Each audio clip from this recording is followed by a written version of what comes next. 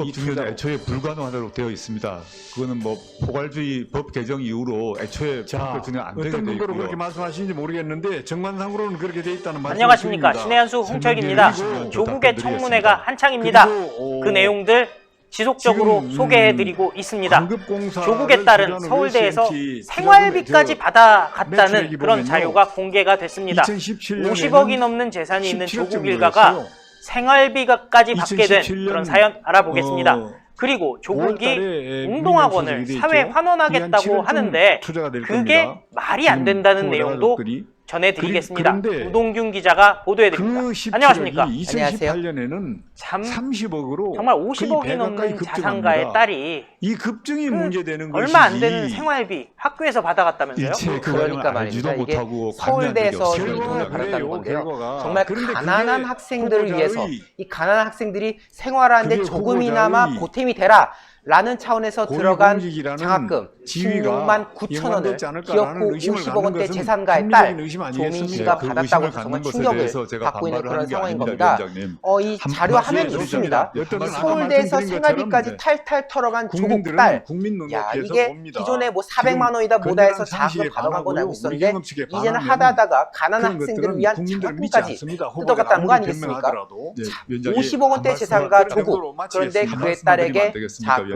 조국은 여전히 몰랐다고 주장합니다. 지난번에 있었던 그 아몰랑 간담회에서도 조국은 다 몰랐다지 않습니까? 내 딸이 논문 쓴 것도 모르고 이것도 모르고 저것도 모르고 다 아몰랑으로 일관했던 그 조국이 이번에도 이 16만 9천에 대해서 몰랐다고 합니다. 참 모르는 게 이렇게 많으셔서 어떻게 하시는 건지 걱정이 될 지경인 건데요.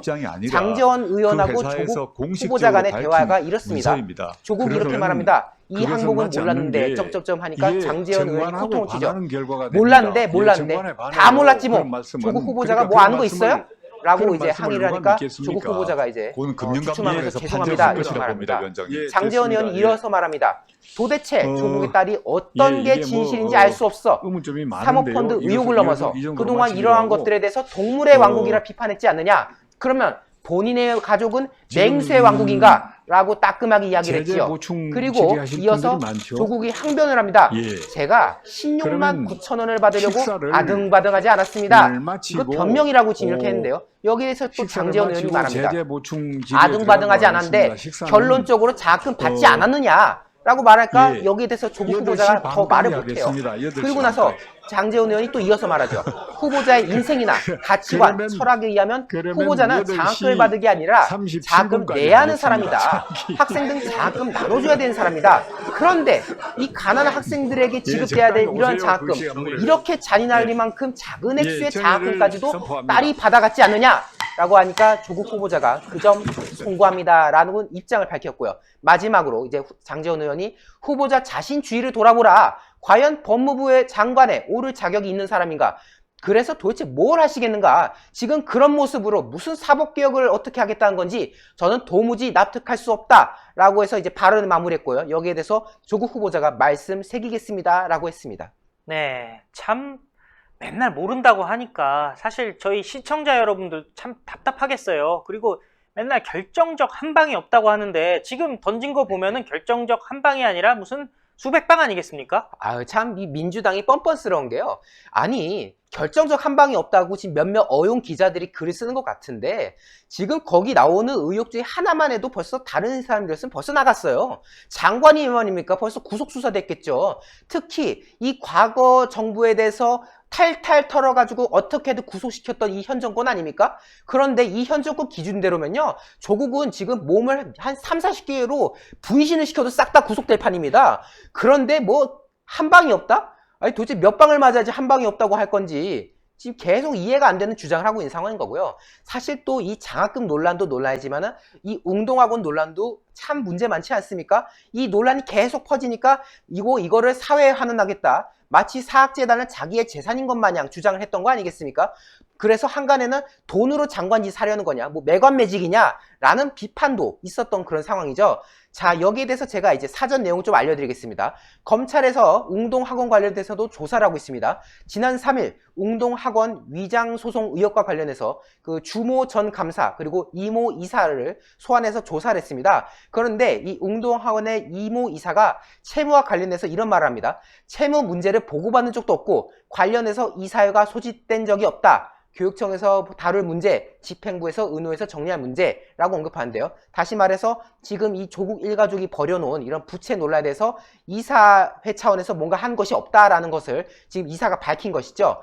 그리고 이모 이사가 이렇게 분노합니다. 박정숙 이사장, 이게 조국의 모친입니다. 박정숙 이사장은 연락조차 되지 않는다. 한 달이 넘도록 아무런 말이 없고 전화를 걸어도 일체 전화를 받지 않는 상황이다. 이 지금 박정숙 이사장의 무책임한 지금 태도를 비판하고 있는 거죠. 이사장이 재산을 내놓으려 했다면 이사회를 소집해서 사퇴를 말하고 자리에서 나간다면 다음 부임자를 누가 할지 이걸 결의했어야 했다. 그랬지 지금 그런 걸 안 한다는 거 아닙니까? 그래서 지금 많은 분들께서는 조국 일가의 사회환원 약속은 굉장히 일방적이고 향후 조치도 지금 미흡한 상황이다라고 지적을 하고 있죠. 그러면서 이런 걱정도 있습니다. 학생들이 지금 동요하고 있는데 이사장은 해결할 의지가 없다. 자라는 아이들을 위해서라도 이 사회가 안정을 취해줘야 되는데 지금 그렇게 하지 못하고 있는 거 아니냐. 여기에 대해서 또 비판할 것이요. 지금 이 웅동학원 사회환원 이게 말이 번지를 하죠. 이거 환원하면 오히려 조국 일가족 입장에서는 빚을 털어내는 겁니다. 지금 현재 알려진 바에 따르면요. 토지 등 재산 다 합치면 130억 원가량 되는데 부채는 현재 드러난 것만 해도 240억 원이란 거 아닙니까? 즉 만약에 이것을 사회에 환원해서 청산을 할 경우에는 오히려 110억 원가량의 빚이 발생하는 겁니다. 이거는요. 조국 일가족이 사회에 좋은 걸 환원하는 게 아니라 사회 빚더미를 안겨주는 겁니다. 이건 환원이 아니라 오히려 떠넘기기라는 거다라는 지금 내용이 있는 거죠. 자, 오늘 또 청문회 중에서 유일하게 출석한 그 증인이 있었습니다. 바로 김형갑 웅동학원 이사인데요. 11명 중에 유일하게 출석했습니다. 그런데 오늘 조국의 이 웅동학원 사회환원에 대해서 부적절하다라는 요지에 발언했어요. 차근차근 얘기해 드릴게요. 김도 자유한국당 의원과의 질의 중에서 이렇게 말합니다. 의원이 이 학교도 옛날에 다른 사립학교들이 동네에서 십시일반으로 조금씩 보태서 만든 것처럼 그렇게 만들어지지 않았냐. 다시 말해서 이 웅동학원이라는 것도 이 동네 사람들이 십시일반에서 만들어진 거 아니냐라고 하니까 이사가 그렇습니다 라고 답을 합니다. 자, 그러고 말하죠.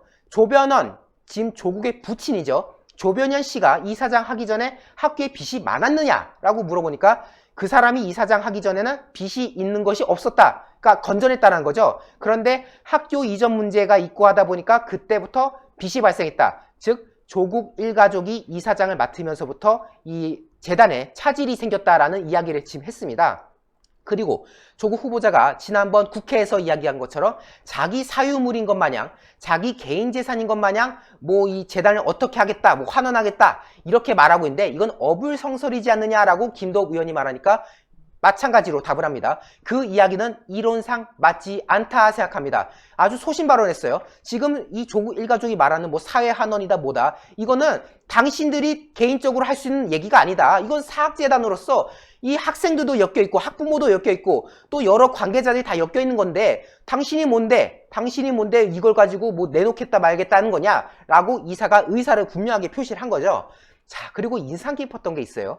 이은재 자유한국당 의원도 이 해당 증인과 질의를 하는데 의원이 말합니다. 얼마 전에 조변현 이사장에 대해서 배신감을 느낀다라고 했다는데 왜 그랬는가라고 물어봤습니다.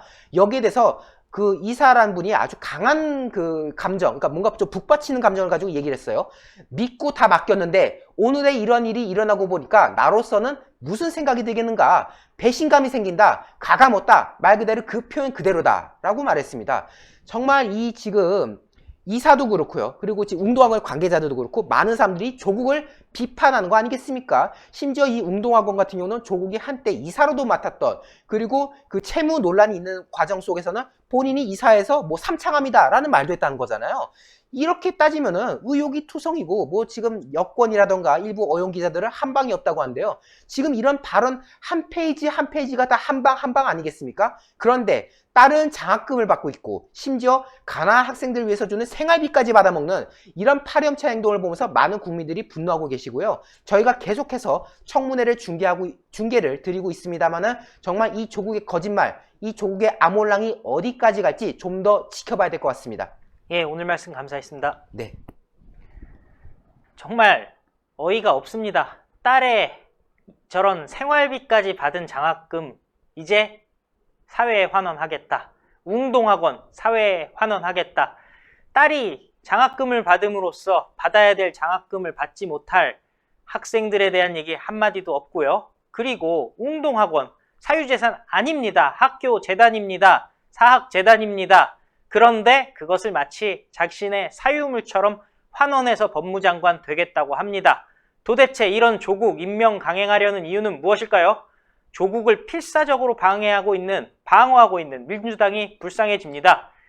사실 방해하는 거 맞죠? 그렇죠. 예, 방해한 거 맞습니다. 애국 시민들이 목소리를 모아 조국 사퇴를 촉구해야 되겠습니다. 신의 한 수 100만 얼마 남지 않았습니다. 구독 버튼 꼭 눌러주십시오. 감사합니다. 감사합니다. 고생하셨습니다. 고생하셨습니다. 네.